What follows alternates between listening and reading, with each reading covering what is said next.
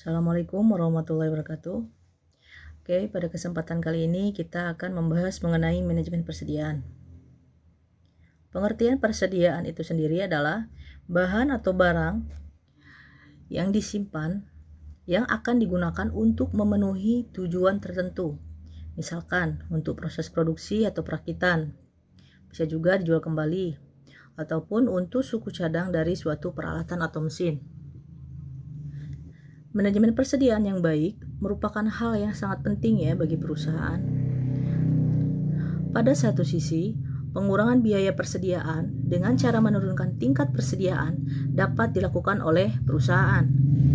Tetapi, pada sisi lain, konsumen akan tidak puas apabila suatu produk stoknya habis.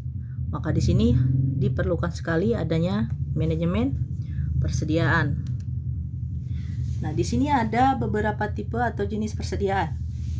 Yang pertama adalah persediaan bahan mentah atau raw materials, ya.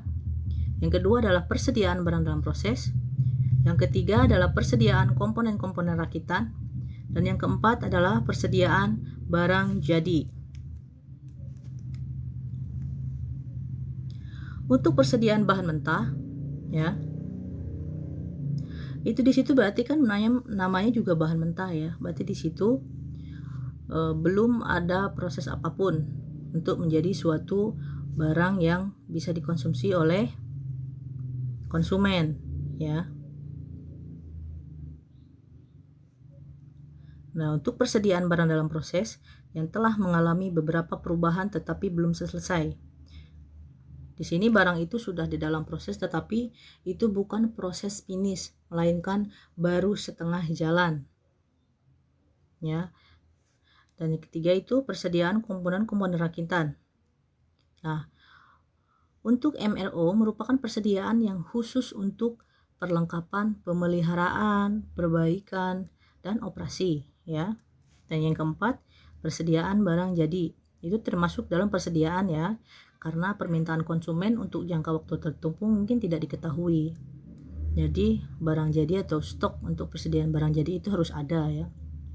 Misalkan kita kalau stok-stok itu untuk baju lebaran ya, seperti itu kan setiap tahun itu modelnya berbeda-beda, maka di situ bagaimana perusahaan itu dapat menyediakan barang tersebut dalam jumlah yang cukup sehingga jika terjadi pembeludakan atau pertambahan konsumen yang menginginkan produk tersebut tersedia. Ya, kita lihat sini ada fungsi dari persediaan ya.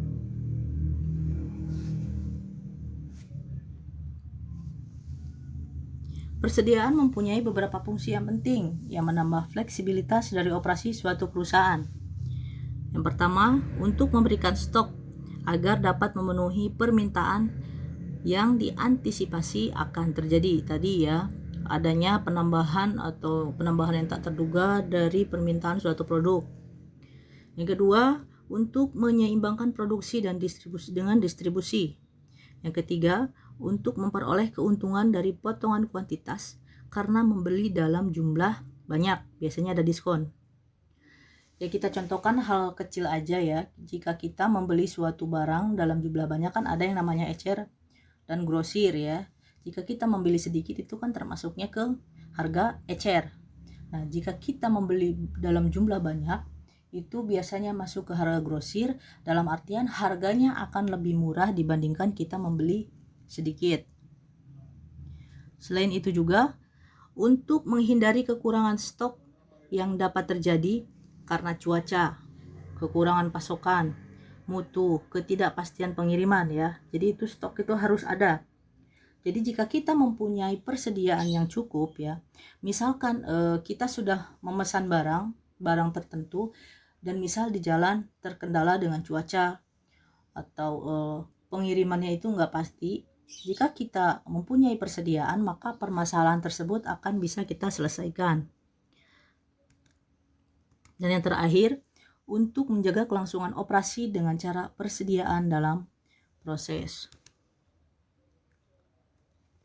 Nah, di sini dalam manajemen persediaan itu ya, ada beberapa cara yang dilakukan untuk mengelola persediaan tersebut.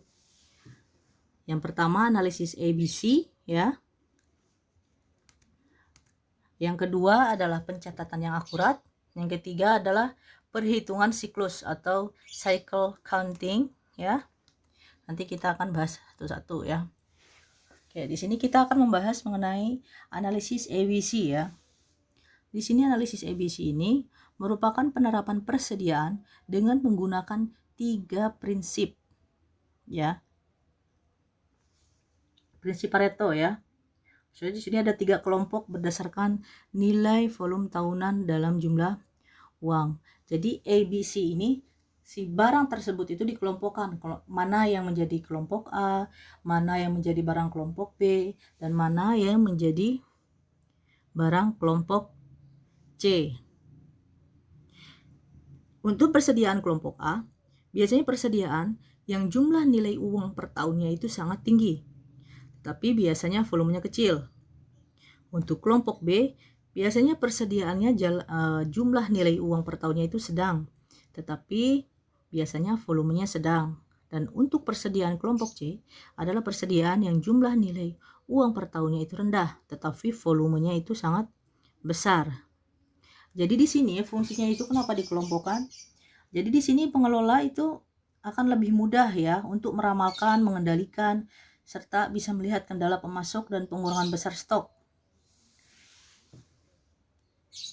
Jadi di situ perusahaan atau manajer itu akan lebih mudah dalam mengatur segala hal. Misal tadi kan saya sudah jelaskan mengenai pengendalian fisiknya, terus pengurangan besar stok, terus ada pengamanan. Jadi lebih baik ya dibandingkan kita tidak menggunakan analisis ABC ini. Nah, di sini contoh grafik dari analisis ABC. Di sini ada persen pemakaian dan persen keseluruhan ya. Tadi kan untuk kelompok A itu adalah persediaan yang jumlah nilai uang per tahunnya tinggi tetapi volumenya kecil. Nah, ini ABC-nya sudah digrafikan ya. Oke, yang selanjutnya itu adalah pencatatan yang akurat. Dan yang ketiga, perhitungan siklus atau cycle counting ya. Nanti tinggal dibaca saja.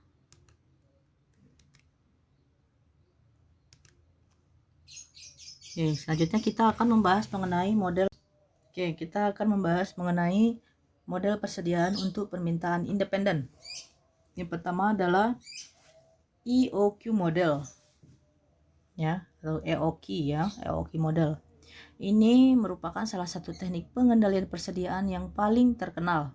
Mudah digunakan tetapi dia didasarkan pada beberapa asumsi. Yang pertama itu adalah permintaan diketahui dan bersifat konstan. Yang kedua, lead time atau waktu antara pemesanan dan penerimaan diketahui dan konstan. Selanjutnya, permintaan diterima dengan segera. Tidak ada diskon. Biaya yang terjadi hanya biaya setup atau pemesanan diketahui dan bersifat konstan. Yang terakhir adalah tidak terjadi kehabisan stok. Nah, dengan asumsi seperti yang disebutkan di atas, maka tahapan untuk mencari jumlah pemesanan yang menyebabkan biaya minimal adalah sebagai berikut. Ya, yang pertama adalah mengembangkan persamaan untuk biaya pemasangan atau pemesanan. Yang kedua, mengembangkan persamaan untuk biaya penyimpanan. Yang ketiga, menetapkan biaya pemesanan yang sama dengan biaya penyimpanan. Dan yang keempat adalah penyelesaian persamaan dengan hasil angka jumlah pemesanan yang optimal. Nah, notasi yang digunakan itu atau rumus yang digunakan itu adalah Q sama dengan jumlah barang di setiap pemesanan ya. Di Q ada yang bintang ya, ini adalah jumlah optimal barang per pemesanan atau EOQ-nya ini ya. Nanti kan kita akan mencari EOQ-nya atau EOQ ya. EOQ. D adalah permintaan tahunan barang persediaan dalam unit. S itu adalah biaya pemesanan setiap pesanan. H itu adalah biaya penahanan atau penyimpanan per unit per tahun. Nah, dari notasi-notasi ini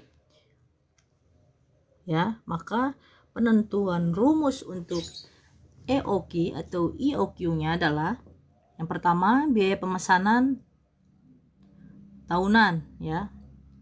Ini rumusnya adalah permintaan tahunan barang persediaan dalam unit dibagi dengan jumlah barang setiap pemesanan dikali dengan biaya pemesanan setiap pesanan. Nah, untuk biaya penyimpanan tahunan, rumusnya itu adalah jumlah barang setiap pesanan dibagi 2 dikali biaya penyimpanan per unit per tahun. Untuk biaya total per tahun, itu rumusnya itu adalah permintaan tahunan barang persediaan dalam unit dibagi dengan jumlah barang setiap pemesanan dikali dengan biaya pemesanan setiap pesanan. Ya. Nah, untuk tadi yang keempat itu kan penyelesaian persamaan atau menetapkan biaya pemasangan sama dengan biaya penyimpanan. Ini rumusnya itu adalah yang ini ya. Nah, rumusnya itu adalah permintaan tahunan barang persediaan dalam unit dibagi dengan jumlah barang setiap pesanan dikali dengan biaya pemasangan atau pemesanan setiap pesanan. Nah, untuk mendapatkan rumus dari EOQ atau EOQ ya, yaitu bisa dilihat ya, ini adalah 2 dikali dengan permintaan tahunan barang persediaan dalam unit dikali dengan biaya pemasangan atau pemesanan setiap pesanan sama dengan jumlah barang setiap pesanan kuadrat dikali dengan biaya penahanan atau penyimpanan per unit per tahun. Nah, setelah dirumuskan, ini kita mendapatkan rumus akhirnya, yaitu jumlah optimal barang pemesanan atau EOQ ya sama dengan 2 dikali permintaan tahunan barang persediaan dalam unit dikali S per biaya penahanan atau penyimpanan per unit per tahun kuadrat ya. Akar maksud saya, maaf. Akar dari 2 dikali permintaan tahunan barang persediaan dalam unit dikali dengan biaya pemasangan atau pemesanan setiap pesanan dibagi dengan biaya penahanan atau penyimpanan per unit per tahun. Nah, di sini juga ada rumus untuk mencari jumlah pesanan dalam satu tahun ya, atau N-nya. Mencari N-nya itu adalah rumusnya permintaan dibagi dengan jumlah unit yang dipesan. Selain itu juga ada rumus dari waktu antar pesanan atau dinotasikan T ya, sama dengan jumlah hari kerja per hari dibagi dengan jumlah pemesanan dalam 1 tahun. Nah, di sini juga ada rumus untuk mencari biaya total persediaan, yaitu biaya pemesanan ditambah dengan biaya penyimpanan. Nah, untuk biaya pemesanan tadi kan di awal sudah disebutkan ya, yaitu untuk biaya pemesanan itu rumusnya yaitu dari permintaan tahunan barang persediaan dalam unit dibagi dengan jumlah barang setiap pemesanan dikali dengan biaya pemasangan atau pemesanan setiap pesanan ya, ditambah dengan tadi rumus dari biaya penyimpanan itu adalah jumlah barang setiap pemesanan dibagi 2 dikali dengan biaya penahanan atau penyimpanan per unit per tahun. Selain itu, untuk rumus titik pemesanan ulang atau reorder point atau ROP, itu rumusnya ya, itu dari permintaan per hari ya dikali lead time. Jadi nanti kita itu harus tahu ya lead time-nya itu berapa. Nah, ditambah dengan buffer stock ya. Nah, sini untuk reorder point-nya itu kan rumusnya itu adalah permintaan per hari dikalikan lead time. Nah, untuk permintaan per harinya tersebut juga ada rumusnya. Nah, rumusnya ini adalah permintaan tahunan barang persediaan dalam unit dibagi dengan jumlah hari kerja per tahun. Kita langsung masuk ke contoh soal ya. Nah, di sini diketahui ya. Contoh 1, diketahui permintaan tahunan barang persediaan dalam unit adalah 1000 unit. Ya, biaya pemasangan atau pemesanan setiap pesanan itu adalah 10.000 ya. Lalu biaya penyimpanan per unit per tahun itu adalah 500 per unit per tahun. Maka di sini ditanyakan berapakah IOQ-nya atau EOQ ya. Kita menggunakan rumus yang ini. Akar dari 2 DS per H ya. Nanti kita masukkan itu, langsung kita masukkan saja di sini. Tadi kan rumusnya itu adalah EOQ ya sama dengan akar dari 2 dikali D ya. D itu kan 1000 dikali S. S-nya berapa? 10.000 per H. H itu adalah 500. Dijumlahkan sama dengan adalah 200 unit. Nah, dalam contoh ini untuk mencari N, tadi kan untuk mencari N itu adalah permintaan dikali dengan jumlah unit yang dipesan atau D per Q ya. D-nya 1000 ya. Q-nya itu adalah 200, berarti 1000 dibagi 200 sama dengan 5 kali pesanan dalam 1 tahun. Itu berarti jumlah pemesanan dalam 1 tahunnya itu adalah 5 kali pesanan. Nah, kita lihat lagi, jika 1 tahun itu ada 250 hari kerja ya, maka T waktu antar pesanan, T itu tadi kan ya, T itu adalah waktu antar pesanan. Nah, rumusnya itu tadi kan adalah jumlah hari per jumlah hari kerja per hari per jumlah pemesanan dalam 1 tahun. Berarti jumlah hari kerja per hari itu tadi kan sudah diketahui 1 tahun itu adalah 250 hari kerja dibagi dengan jumlah pemesanan dalam 1 tahun. Tadi kan jumlah dalam pemesanan 1 tahunnya itu adalah 5 kali pemesanan. Jadi tinggal dibagi saja, 250 dibagi 5 sama dengan 50 hari. Nah, artinya antara pemesanan dilakukan 50 hari setelah pemesanan sebelumnya. Selanjutnya ya, sampai sini mudah-mudahan paham ya. Nah, selanjutnya kita akan menghitung biaya persediaan total. Nah, untuk biaya persediaan total kan tadi rumusnya itu adalah biaya pemesanan ditambah dengan biaya penyimpanan. Biaya pemesanan sendiri itu kan tadi ada rumusnya ya, yaitu D per Q dikali S. Nah, kita masukkan saja.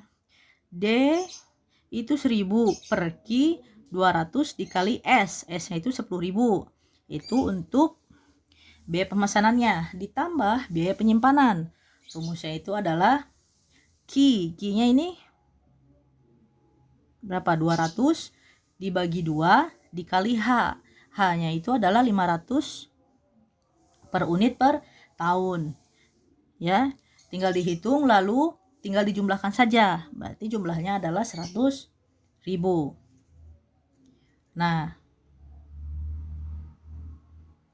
lalu setelah itu kita menghitung mengenai titik pemesanan ulang atau reorder point ya. Tadi kan untuk reorder point itu adalah rumusnya adalah D kali L. D itu adalah permintaan per hari, D kecil ya. Rumusnya itu adalah D per jumlah hari kerja per tahun. Dan misal diketahui untuk reorder point atau ROP-nya itu, L-nya itu lead time-nya itu adalah 3 hari. Maka untuk ROP-nya itu adalah, tadi kan untuk mencari permintaan per hari kan rumusnya D per jumlah hari kerja per tahun, berarti D-nya itu adalah 1000 dibagi jumlah hari kerja per tahun 250 dikali dengan lead time atau L tadi ya. Tadi kan sudah ditentukan 3 hari, maka dikali 3 sama dengan 12 unit. Nah, artinya pada saat persediaan turun ke tingkat 12 unit, maka perusahaan harus melakukan pemesanan kembali. Nah, pemesanan tersebut akan tiba dalam waktu 3 hari tepat pada saat persediaan perusahaan telah habis. Nah, jika di sini ada buffer stock sebesar 10 unit, maka ROP-nya itu tinggal ditambah saja. Itu kan tadi hasil ROP-nya itu adalah 12, tinggal kita tambahkan 10 menjadi 22 unit. Nah, artinya pada saat persediaan turun ke tingkat 22 unit, perusahaan harus melakukan pemesanan. Nah, pemesanan tersebut akan tiba dalam waktu 3 hari ya. Tetapi pada saat persediaan perusahaan menjadi 10 unit. Mudah-mudahan sampai sini paham ya. Nanti kalian tinggal masukkan rumusnya. Di situ kan sudah dijelaskan rumus-rumusnya ya.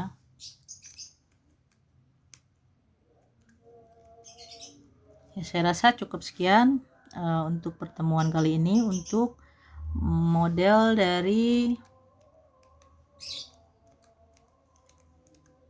persediaan untuk permintaan independen dulu ya. Nah, untuk independen dan seterusnya nanti kita akan bahas kembali, nanti saya akan buatkan videonya. Oke, saya rasa cukup sekian. Terima kasih. Wassalamualaikum warahmatullahi wabarakatuh.